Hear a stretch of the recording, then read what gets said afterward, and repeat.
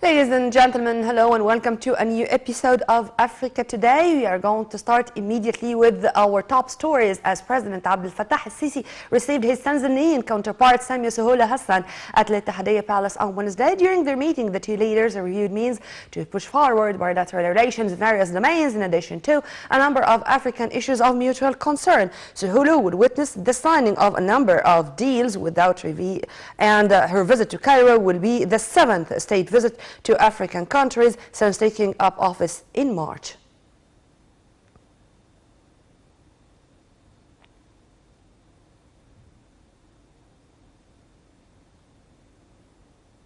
Taking you to the first report of today, a Congolese app developer created the Volcano Alert Bracelet. The tool includes a barcoded bracelet which, when connected to a mobile application, allows the displaced population to stay without thinking about the volcano, as last month the Democratic Republic of Congo's volcano erupted, killing 32 people.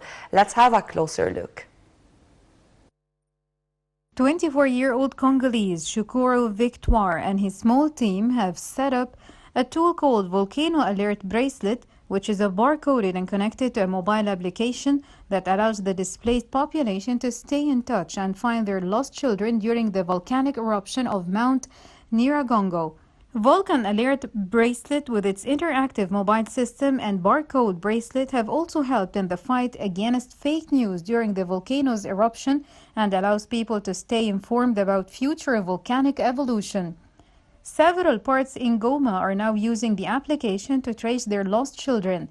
The ICRC, which is involved in the search for children who became separated from their parents during the eruption of the volcano, has also joined the initiative to find these lost kids. According to the ICRC and the UNICEF, more than 100 children became separated from their parents when the Nyiragongo volcano erupted on the 22nd of May 2021.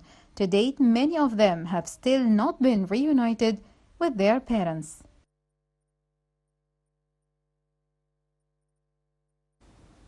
The United Nations said on Tuesday that fighting in the Eastern Democratic Republic of Congo has forced at least 11,000 people to flee to neighboring Uganda since Sunday night, representing the largest refugee influx in a single day for more than a year. Let's watch. The United Nations said on Tuesday that fighting between the army and a group of armed men in eastern Congo forced some 11,000 people to flee across the border into Uganda in the last few days. Congo's army said on Monday it had recovered 2 villages near the eastern border with Uganda and Rwanda after they were earlier seized by fighters from the M23 rebel group thought they denied involvement.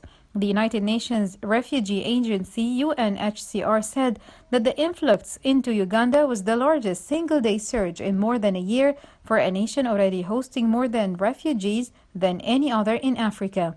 M23 has been largely inactive since capturing areas of territory during an insurrection in 2012 and 2013.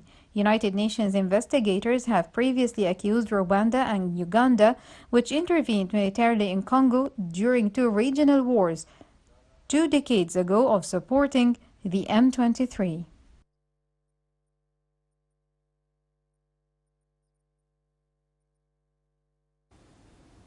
French President Emmanuel Macron is going to host a conference on Libya on November 12, just 6 weeks before the elections due in the North African country on December 24th. And the election process is aimed to put an end to civil war and to restore once again stability in Libya. Let's have more details. France prepares to host an international conference on Libya on November 12th, a month ahead of elections that aim to put an end to war there. French Foreign Minister Jean-Yves Le Drian earlier said that Paris is asking for the elections to be held on schedule and for the departure of foreign forces and mercenaries. Libyan Foreign Minister Najla Al-Mangoush at the end of August said that she does not rule out postponing the elections. The United States, meanwhile, described the poll as the best opportunity it has had in a decade to bring the conflicts to closure. In December, the United Nations estimated there were some 20,000 mercenaries and foreign fighters in Libya, including from Chad and Sudan and Syria, and several hundred Turkish soldiers are present in Libya under a bilateral agreement with the previous government in Tripoli.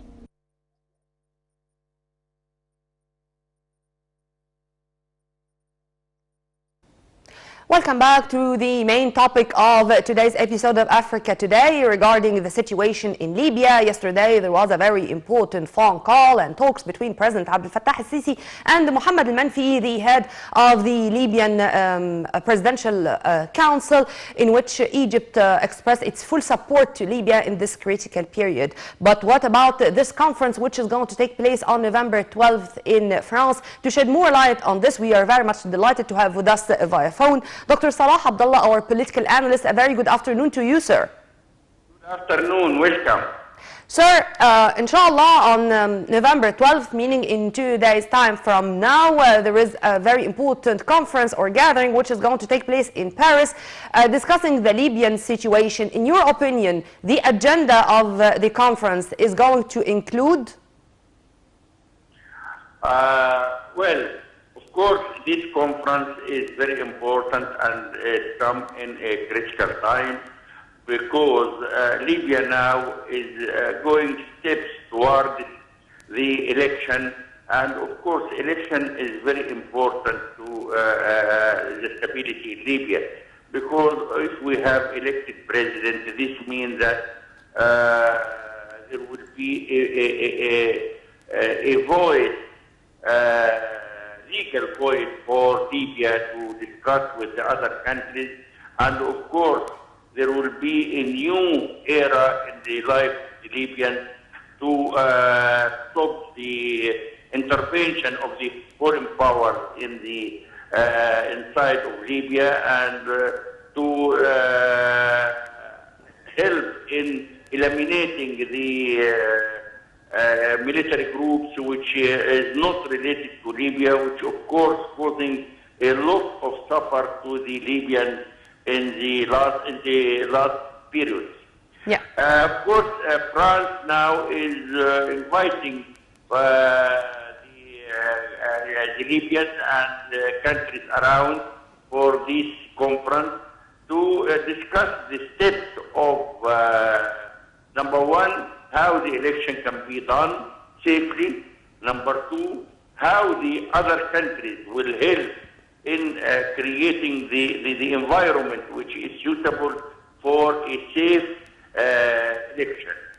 Of course, Egypt and France have a great cooperation in Libya, because both countries want the stability of Libya, the unity of the land of Libya, the elimination of the foreign military groups, which is not from Libya, and of course they causing a great problem there. This was my coming question. They are helping the Libyan political groups to find a solution for their own problem, and to be in unity for the coming election. Yeah. So this conference, of course, is a very important sign at this time, and I think, of course, that the United States is supporting that conference also, and many countries in the world is supporting this conference in Paris.